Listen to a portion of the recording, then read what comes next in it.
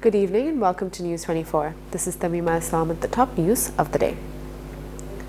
BNP rallies were held in 5 districts of the country demanding release of Khaleda Zia and medical issues through clashes and chases.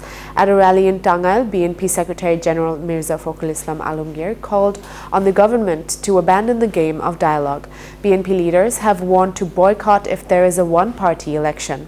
Meanwhile, BNP leaders and activists clashed with police before the start of the rally in Hobiganj.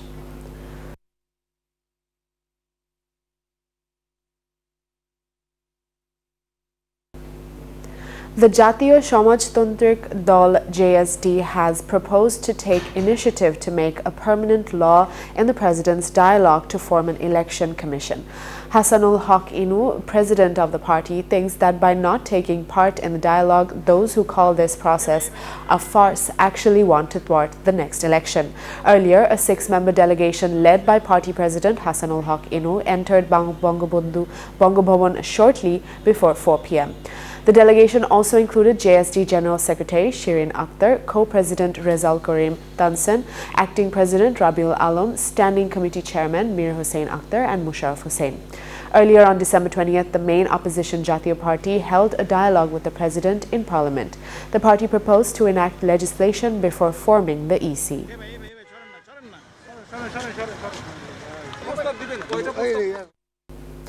Prime Minister Sheikh Hasina has arrived in Maldives on a 6-day official visit. Earlier, a special flight of Biman Bangladesh Airlines with the Prime Minister and her entourage left Dhaka's Shah Jalal International Airport around 12:15 p.m. on Wednesday. During the visit, 2 agreements and 2 memoranda of understanding may be signed before the 2 countries.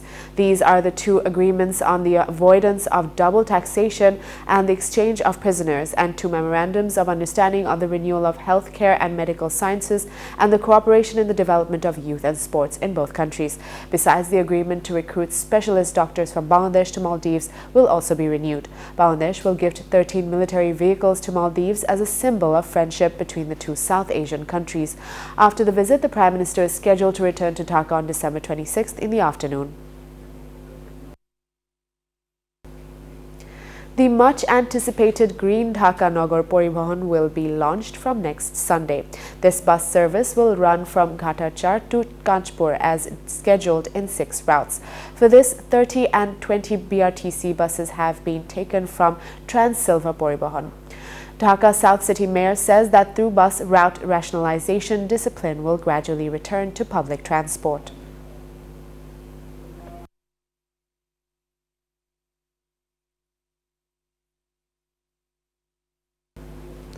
Although the corona infection rate in the country is less than 2%, even so, owning one is still beyond the reach of the average person.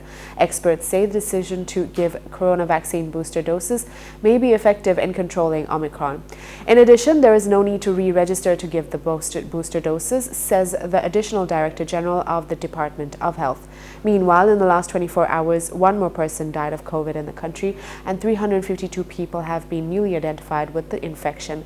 This information comes from the health press release of the Health Department.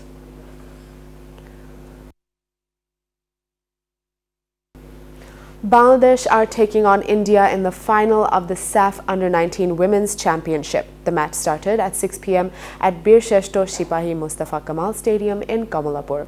In the last news, the score is still not. Ghulam Rabbani Chautan's side left the field with a 1-0 win in the group stage against strong India. However, in the final, the hosts will have to face a tough test against one of the strongest teams in the tournament. Still, Ghulam Rabbani is confident of holding the trophy by playing as planned in the final.